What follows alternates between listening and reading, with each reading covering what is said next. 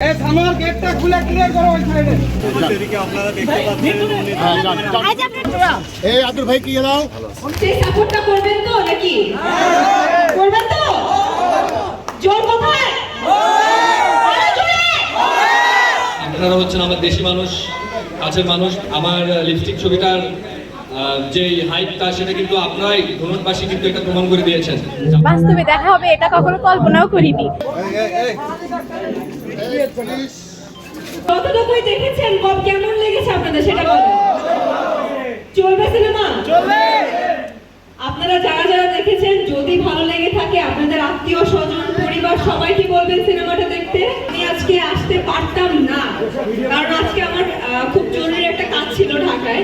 আসলে আপনাদের সাথে দেখা করার জন্য আপনাদের সাথে দুই একটা কথা বলার জন্য আমি দৌড়ে ছুটে চলে এসেছি এবং যতদূর দেখলাম আমি প্রথম এসেছি এখানে।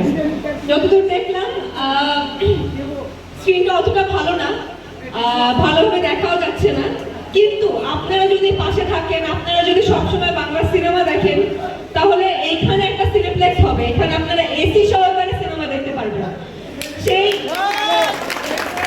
সেই সাপোর্টটা করবেন তো নাকি করবেন তো জোর কোথায় ওর ছবি তো আমি অলরেডি 2 বার দেখছি।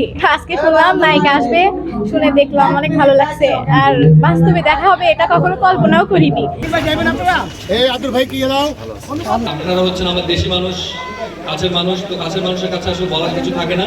আমার লিপস্টিক ছবিটার যে হাইপটা সেটা কিন্তু আপনারাই ধনুটবাসী কিন্তু এটা প্রমাণ করে দিয়েছেন যে আপনারা এখনো বাংলা ছবিকে ভালোবাসেন। even এই ছোট্ট একটা স্টেশন থেকে আমাদের ছবির কিন্তু আওয়াজটা উঠেছে। তো থ্যাংক ইউ সো মাচ। দোয়া করবেন বাংলা চলচ্চিত্রের পাশে থাকবেন সবাই। আজকে যে তারা ধুনুটের মাটিতে উপস্থিত হয়েছেন এটা সত্যি আমাদের জন্য, ধুনুটবাসীর জন্য গর্ব এবং আনন্দের। যে পূজা চেরির মতো একটা ভারত এপার বাংলা ওপার বাংলার একটা বিখ্যাত নায়িকা, তিনি যে এই প্রত্যন্ত অঞ্চলে এসেছেন এবং আসতে রাজি হয়েছেন, এটা সত্যি আমাদের ধুনুটবাসীর জন্য গর্বের। আমার তো খুবই ভালো লেগেছে। আমি প্রথম এসেছি, ভালো লেগেছে। এটা ভালো, এটা আসলে আমরা নিজেরাই অবাক হয়েছে। এটা আমরা কখনোই বলিনি। আমাদের যে শ্রদ্ধেয় হল মালিক ভাই, আপনার নামটা যেন মোহাম্মদ ঈশা খান ভাই যে আছেন, সে আসলে তার খুশিতে আসলে সে এটা এই নিজের উদ্যোগটা নিয়েছে।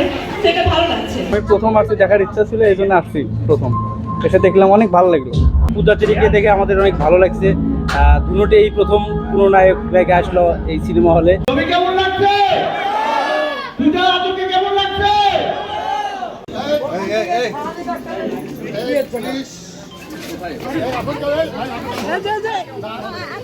এই